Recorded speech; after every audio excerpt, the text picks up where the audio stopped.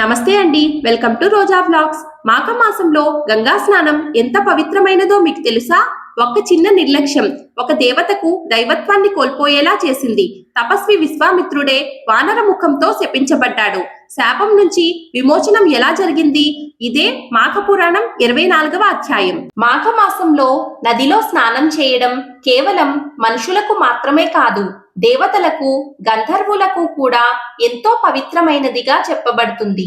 ఒకసారి మాఘమాసంలో ఒక గంధర్వుడు తన భార్యతో కలిసి భూలోకానికి వచ్చాడు. వారు గంగా నదికి వెళ్లారు. ఆ గంధర్వుడు గంగలో స్నానం చేశాడు. కానీ అతని భార్య మాత్రం నేను స్నానం చేయను అని చెప్పింది. ఆమె అలా స్నానం చేయకపోవడం వల్ల ఆమెకు ఉన్న దైవత్వం నశించింది. దాంతో ఆమె గంధర్వ లోకానికి తిరిగి వెళ్ళలేని పరిస్థితిలో పడిపోయింది. ఆ గంధర్వుడు ఆమెను అక్కడే వదిలేసి ఒక్కడే గంధర్వ లోకానికి వెళ్ళిపోయాడు. ఆ స్త్రీ ఒంటరిగా అడవుల్లో తిరుగుతూ చివరికి విశ్వామిత్రుడు ఉన్న చోటికి వచ్చింది. అక్కడ ఆమె వయ్యారంగా, ఆకర్షణీయంగా తన కదలికలతో ప్రవర్తించింది. ఆమె అందం, యవ్వనం చూసి విశ్వామిత్రుడు మోహితుడయ్యాడు. తపస్వి అయినప్పటికీ ఆమెపై ప్రేమ కలిగి ఇద్దరు కామ క్రీడలలో మునిగిపోయారు. అదే సమయంలో తన భార్యను వెతుక్కుంటూ వచ్చిన ఆ గంధర్వుడు అక్కడికి వచ్చి చూశాడు. విశ్వామిత్రుడు తన భార్య ఇద్దరూ కలిసి ఉండడం చూసి అతడికి తీవ్రమైన కోపం వచ్చింది. కోపంతో మండిపడుతూ ఆ గంధర్వుడు ఇలా శపించాడు, నీవు తపస్వివై ఉండి కూడా కామతృష్ణకు లోనయ్యావు, కాబట్టి నీకు కోతిముఖము కలుగుగాక అని విశ్వామిత్రుని శపించాడు. అలాగే తన భార్యను చూసి నీవు శాషాణంగా మారి అక్కడే పడి ఉందువుగాక అని శపించి అక్కడి నుండి వెళ్ళిపోయాడు.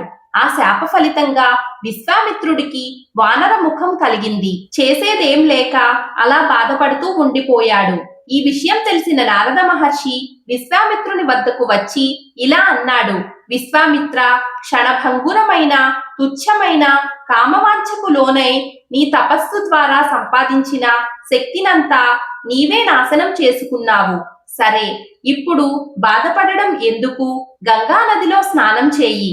ఆ తర్వాత నీ కమండలంలో గంగా జలం తెచ్చి ఈ పాషాణంగా మారిన స్త్రీపై చల్లుము అని ఉపదేశించాడు.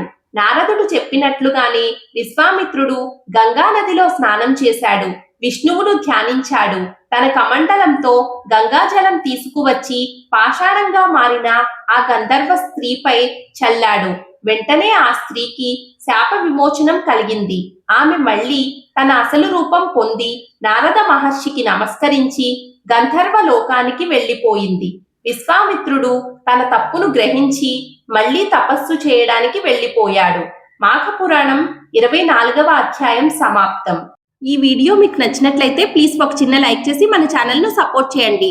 మిగిలిన అధ్యాయాలను కూడా చూడాలి అనుకుంటే ఇప్పుడే మన ఛానల్ను సబ్స్క్రైబ్ చేసుకోండి. తిరిగి రేపటి అధ్యాయంతో మళ్ళీ కలుద్దాం. నమస్కారం.